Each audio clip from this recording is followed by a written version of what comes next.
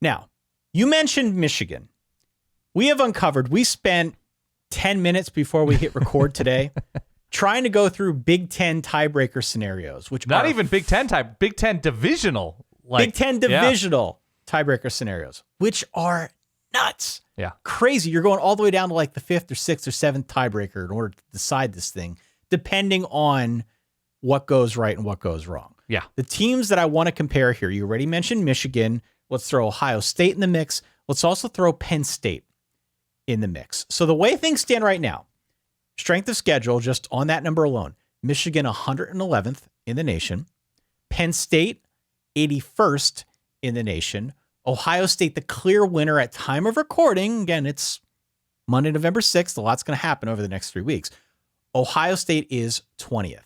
In terms of remaining strength of schedule, we've got Michigan, number 1 in the country, Ohio State, number 7 in the country, Penn State, 21st in the country.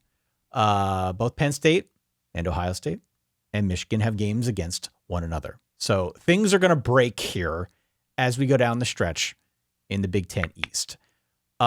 We have determined that in the event Penn State beats Michigan and Michigan beats Ohio State, as long as Iowa keeps winning, Penn State would win the Big Ten East, yes, go on to play Iowa, and if they beat Iowa, again, likely be the playoff representative for the Big Ten. Did I get that correct? I think so, yes. Penn State beats Michigan. Michigan beats Ohio State. Iowa keeps winning. It's the 5th tiebreaker, the 5th Big Ten divisional tiebreaker that would put Penn State into the Big Ten championship game, and presumably because they've already beaten Iowa. If Iowa's the West representative, they beat Iowa, I think 31-0 was the final in that one. That's right. So there's not a lot to indicate that the Deacon Hill-led Iowa Hawkeyes would have enough to beat Penn State in Indy. So yes, that's the scenario. You'd have to compare cumulative Big Ten West records of Penn State, Michigan, and Ohio State's opponents. As you look at those 3 resumes, what is the point of comparison for you? Like, what is the thing that jumps out? Because right now, Michigan's best wins are over Minnesota, Rutgers, and Nebraska. Clearly, they are the weakest when compared to Ohio State, which beat Notre Dame on the road, Penn State at home, and Wisconsin on the road. Backup quarterback Wisconsin, but still hostile environment.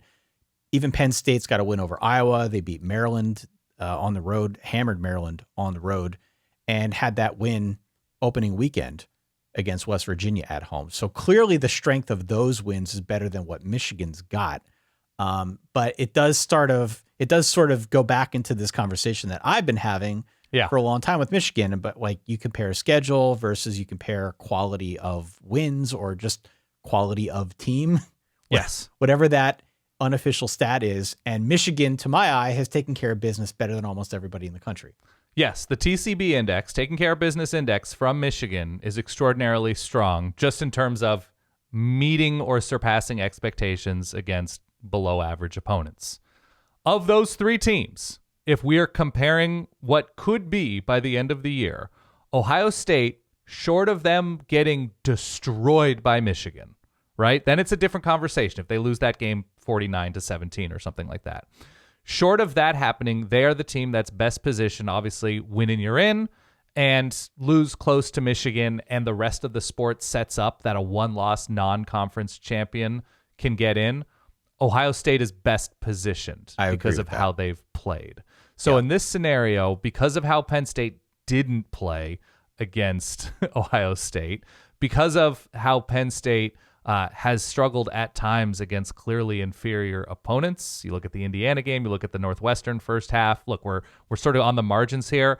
I'm going Dan overboard with Penn State. Throwing them over. Yeah. I just think they have the longest swim to safety at this moment. Well, you know, an interesting candidate to also be thrown overboard would be Michigan. Sure. Even though I'm very, very high on the Michigan Wolverines. You know this. They were my national championship pick. I have not seen anything so far that has led me to think otherwise. Mm-hmm. But you get 2 things when you play a lousy schedule, especially if you're a good team. You have a 2-lane comfort cruise, in the words of Cosmo Kramer, through to about 10 or 11 wins, maybe even 12 wins if you're Michigan. You also get no benefit of the doubt if you lose. Right. And so given the fact that they've got Penn State and Ohio State in the remaining 3 weeks of the schedule, Michigan loses their big-time Dan overboard. Their big-time Dan overboard, they do not get the benefit of the doubt from anybody, from the tiebreakers, from the playoff committees, from anybody. Right. So keep that in mind. I'm with you, though. Let's throw Penn State overboard. Let's throw them over. What if, can I go through this with you? I'm trying to be very straightforward. Michigan, in a scenario, goes 12-1 losing to Iowa.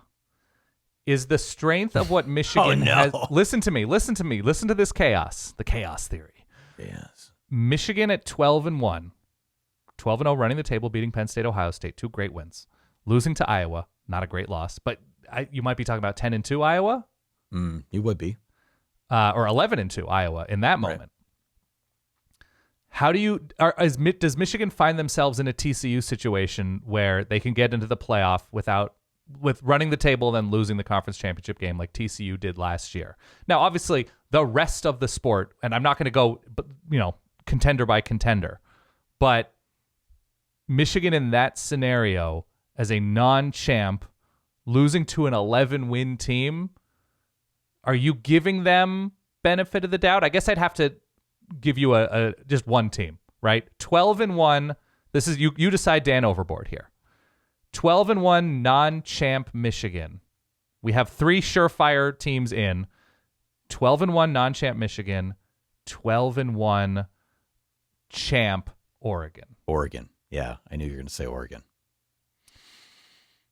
What about I'm trying to think of who another one, like 12-1 champ Florida State. Right. Against Michigan.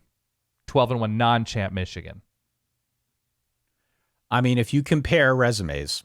Florida State scheduled LSU. Yeah. If you compare resumes at that point, you're assuming Michigan beats Penn State and beats Ohio State. Yes. And that Florida State, wins out, maybe loses to somebody. Oregon, of course, has the loss to Washington on the schedule. I think I still go Michigan because those two wins over both Penn State and Ohio State would trump just about all of the other ones that I'm seeing from these other teams.